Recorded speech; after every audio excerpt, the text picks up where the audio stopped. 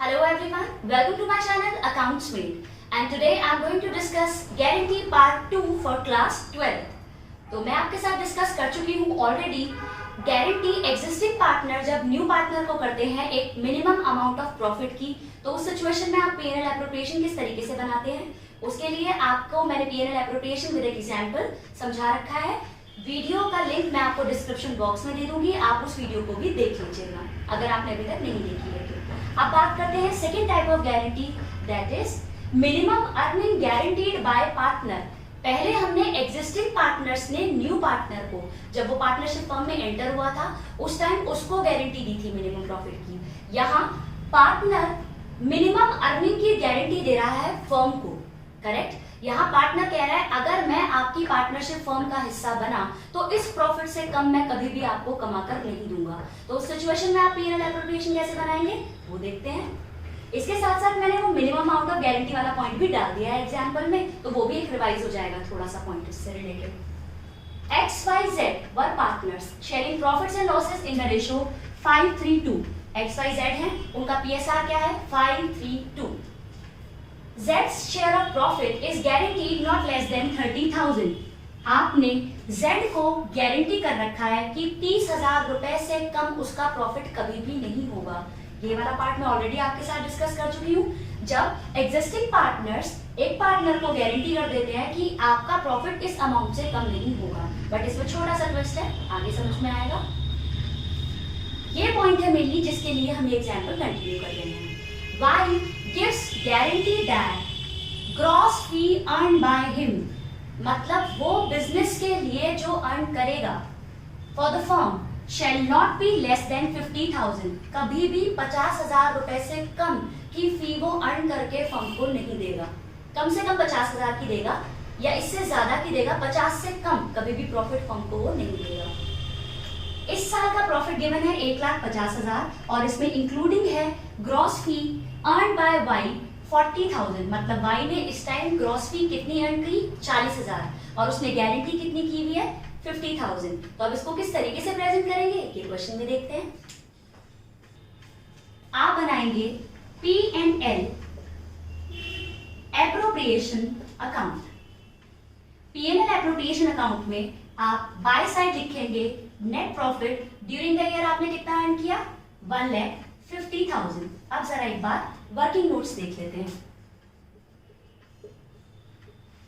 Working notes में हमें सबसे पहले कवर करना है ये वाई ने क्या कहा था। वाई ने कहा था गारंटीड ग्रॉस फी वो कितनी अर्न करके देगा। गारंटी उसने दी थी अपनी ग्रॉस फी की कि वो कम से कम 50,000 रुपीज फर्म को अर्न कर देगा ही देगा, बट एक्चुअल में उसने कितनी ग्रॉस फी अर्न की 40,000। तो जो 10,000 है ये अब वाई से आप किसको देंगे फर्म को, ठीक। आप पार्टनर की कैपिटल अकाउंट रिड्यूस कर रहे हैं और फर्म का प्रॉफिट इंक्रीज करेंगे 10,000 रुपए से, क्योंकि उसने 50,000 के प्रॉफिट की गारंटी की थी और सिर्फ 40,000 का प्रॉफिट ही फर्म को कमा कर दिया। तो आप इसे लिखेंगे बाय वाइज कैपिटल अकाउंट कितनी अमाउंट 10,000, करेक्ट। ये कौन सी गारंटी हुई जब भी पार्टनर ने फर्म को गारंटी की एक minimum amount of gross fee earn करने की, कम कमा कर दिया तो डिफरेंस अमाउंट उससे आपने चार्ज कर दिया। अब आपका प्रॉफिट कितना हो गया 1,60,000 जो आपको पार्टनर्स में डिस्ट्रीब्यूट करना है X, Y और Z में, ठीक। तो 1,60,000 का जो प्रॉफिट आपने अर्न किया है उसे आप किस रेशो में डिस्ट्रीब्यूट करने वाले हैं 5:3:2 आपके PSR में, तो डिस्ट्रीब्यूट कर देते हैं। 1,60,000 का 5/10 कितनी अमाउंट आएगी, ये जस्ट हाफ ही हो जाएगा इसका, तो 80,000। 3 48,000, करेक्ट। Z की अमाउंट आएगी आपकी 32,000। आप क्या देखते हैं Z को आपने मिनिमम अमाउंट ऑफ गारंटी कितनी दी थी 30,000 रुपीज की, बट उसका प्रॉफिट तो 32,000 आ रहा है, 30,000 से ज्यादा, तो आपको कम से कम 30,000 उसको देने थे। उस सिचुएशन में जब आप उसको 30,000 से कम देने वाले थे तब कोई डेफिशिएंसी वाला पार्ट आता जिसको आप बॉन्ड कराते y और x से। अब तो कोई सिचुएशन ही नहीं है, आप 32,000 अगर ज्यादा प्रॉफिट आ रहा है तो वो ज्यादा प्रॉफिट ही लेगा, तो आप बाहर डायरेक्टली इस चीज को लिख सकते हैं 32,000, 48,000 एंड 80,000 रिस्पेक्टिवली। अब आपने अमंग पार्टनर्स डिस्ट्रीब्यूट कर दिया। आई होप आपको ये समझ में आ गया है। मेन ट्विस्ट क्या था, मिनिमम अमाउंट ऑफ गारंटी अगर 30,000 मिली है और वो 30,000 से ज्यादा प्रॉफिट मिल रहा है उसको आफ्टर डिस्ट्रीब्यूशन, तो वो ज्यादा प्रॉफिट लेगा, करेक्ट। एंड सेकेंड थिंग, अगर पार्टनर ने फर्म को गारंटी दी है कि ग्रॉस फी वो 50,000 अर्न कर देगा और वो 40,000 ही अर्न कर पा रहा है फॉर द फर्म, तो डिफरेंस अमाउंट आप पार्टनर से चार्ज करेंगे, फर्म की इनकम अल्टीमेटली हो जाएगी आपकी क्रेडिट, करेक्ट। और फिर ये प्रॉफिट कलेक्टिवली डिस्ट्रीब्यूट कर देंगे। आई होप आपको ये समझ में आ गया है। सो अब बात करते हैं गारंटी रिलेटेड एक और सिचुएशन की। Guarantee of profit to a partner in case of loss. अगर पार्टनर को गारंटी मिली है कि इतनी अमाउंट से कम प्रॉफिट नहीं मिलेगा उसे और फर्म को हो जाता है लॉस, तो उस सिचुएशन में किस तरीके से आपको एंट्री पास करनी पड़ेगी वो देखते हैं। ABC are partners sharing profits and loss equally. ABC 3 partners हैं, उनका PSR है इक्वल, प्रॉफिट शेयरिंग रेशो बराबर बराबर। C को मिनिमम गारंटी मिली हुई है 1 लाख रुपए के प्रॉफिट की, कि कम से कम उसको 1 लाख रुपए का प्रॉफिट मिलेगा, लेकिन फर्म को आज हो गया है लॉस 3 लाख रुपए का, तो क्या एंट्री बनेगी जल्दी से देखते हैं। अगर फर्म को लॉस हुआ तो ये लॉस आप पार्टनर्स से चार्ज करेंगे। ABC प्रॉपर जर्नल एंट्री के फॉर्मेट से नहीं बना रही, मैं सिर्फ कॉन्सेप्ट समझा रही हूँ आपको। तो आप ABC तीनों के अगर कैपिटल फ्लक्चुएटिंग है और कुछ नहीं कह रखा तो कैपिटल फ्लक्चुएटिंग ही है, तो आप कैपिटल अकाउंट इनके डेबिट कर देंगे और इस लॉस को आप पार्टनर से चार्ज करेंगे। किस रेशो में? आप लॉस चार्ज करेंगे इक्वली, ठीक। तो कितना कितना आएगा 1 लाख, 1 लाख एंड 1 लाख। अब आप देखिए, आपने तो सी को गारंटी किया था कि 1 लाख रुपए का आप उसको प्रॉफिट देंगे, तो प्रॉफिट देंगे तो उसकी कैपिटल होनी चाहिए थी क्रेडिट। आपने उल्टा उससे 1 लाख रुपए चार्ज कर लिए, आपने उसकी कैपिटल कर दी डेबिट। तो अब डेबिट की जो कैपिटल आपने 1 लाख रुपए कर दी, पहले तो इसको नील करने के लिए आप क्रेडिट करें इसका अकाउंट 1 लाख। विद दैट आपने इसे 1 लाख रुपए के जो प्रॉफिट की मिनिमम प्रॉफिट की गारंटी की है, ये तो वो भी लेगा 1 लाख रुपीस। तो अब आपको कलेक्टिवली इसको कंपनसेट करना पड़ेगा 2 लाख रुपीस से। ये आई डेफिशिएंसी फर्म की। अब ये डेफिशिएंसी फर्म की आप क्या करेंगे, सी को तो आप ये 2 लाख रुपए दे ही देंगे। आप ये किससे चार्ज करेंगे? एग्जिस्टिंग पार्टनर्स जो रिमेनिंग पार्टनर है ए और बी, किस रेशो में? अगर आपको रेशो कोई गिवन नहीं है तो ओल्ड रेशो क्या था अमंग ए एंड बी 1:1। तो अब आप इसे 1 लाख और 1 लाख पार्टनर से चार्ज कर अल्टीमेटली आप सी को ये प्रॉफिट दे देंगे। आई होप ये सिचुएशन भी आपको समझ में आ गई, करेक्ट। क्या किया हमने, अगर प्रॉफिट की जगह लॉस आया तो लॉस पार्टनर से चार्ज कर लिया, क्योंकि पीएसआर सबका इक्वल है तो तीनों से चार्ज किया। आपने सी को गारंटी दी थी 1 लाख का प्रॉफिट देने की, उल्टा आपने पार्टनर से चार्ज कर लिया।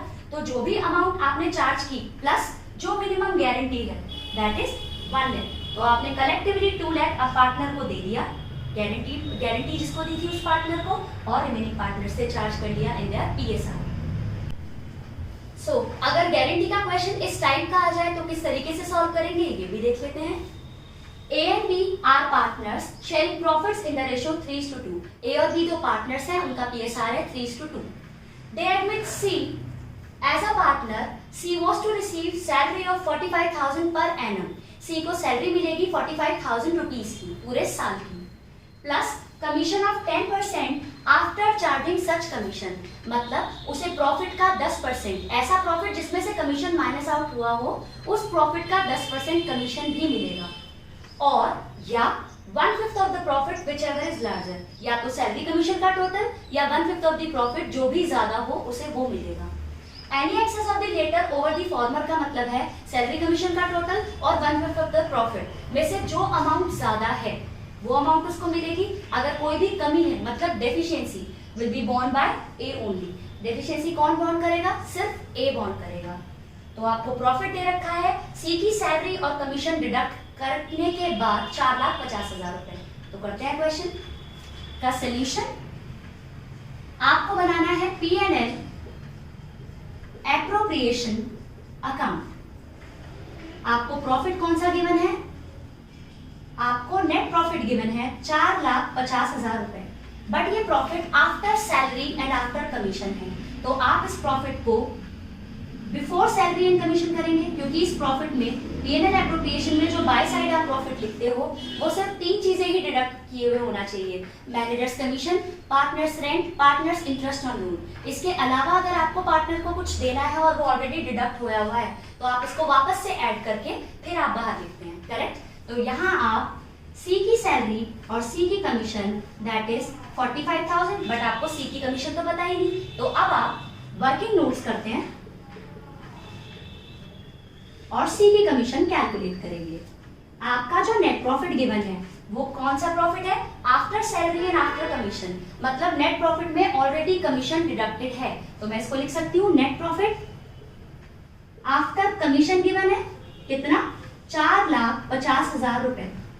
और आपको कमीशन निकालनी है 10% आफ्टर चार्जिंग सच कमीशन वाली, करेक्ट। तो वो कितनी आएगी? 4,50,000 का 10% डायरेक्टली। अगर आफ्टर वाली सिचुएशन होती है तो रेट अपॉन 100, ये पढ़ा है हमने। तो कमीशन आपकी आ गई 45,000।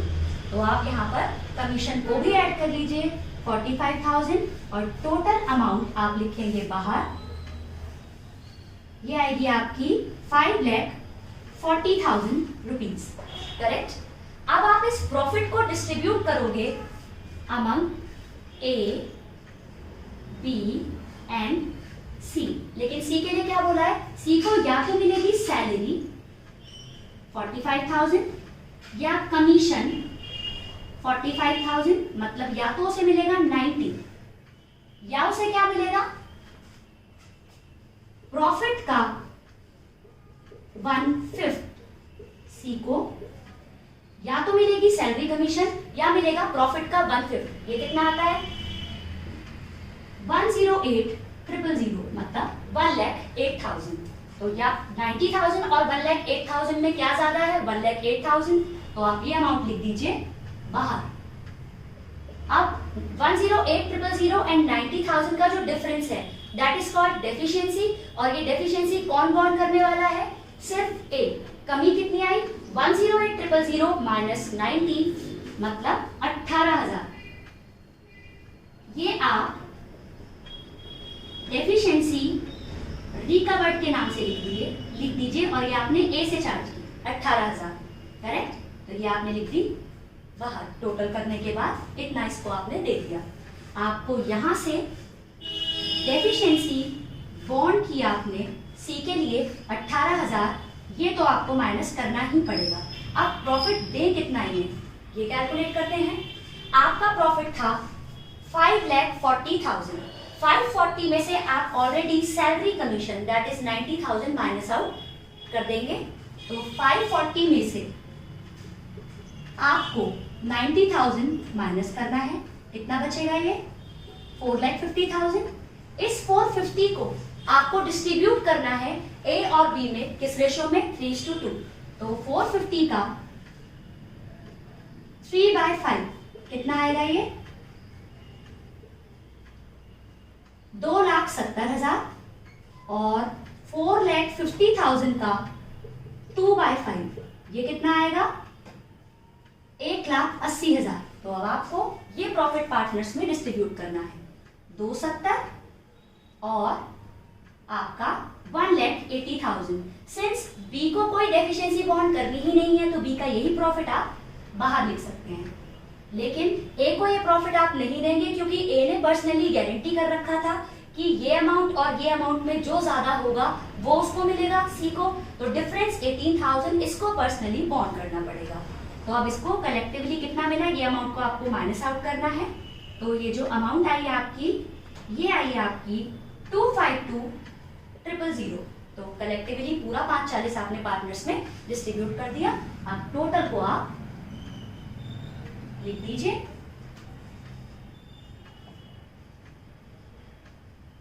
सो होपफुली आपको सारी सिचुएशन, चाहे एग्जिस्टिंग पार्टनर्स ने न्यू पार्टनर को गारंटी किया हो एक मिनिमम अमाउंट ऑफ प्रॉफिट का, चाहे पार्टनर ने फर्म को गारंटी किया हो मिनिमम प्रॉफिट का, चाहे लॉस की सिचुएशन हो और गारंटीड अमाउंट को कंपनसेट करना हो, या सैलरी कमीशन और प्रॉफिट वाली सिचुएशन हो गारंटी रिलेटेड, वो सारी होपफुली आपको क्लियर हो गई है। इन केस अगर आपको कोई प्रॉब्लम है तो आप कमेंट सेक्शन में मुझे लिख सकते हैं। अगर आपको मेरी वीडियो अच्छी लगती है तो इन्हें लाइक कीजिए, शेयर कीजिए and subscribe my channel. Thank you.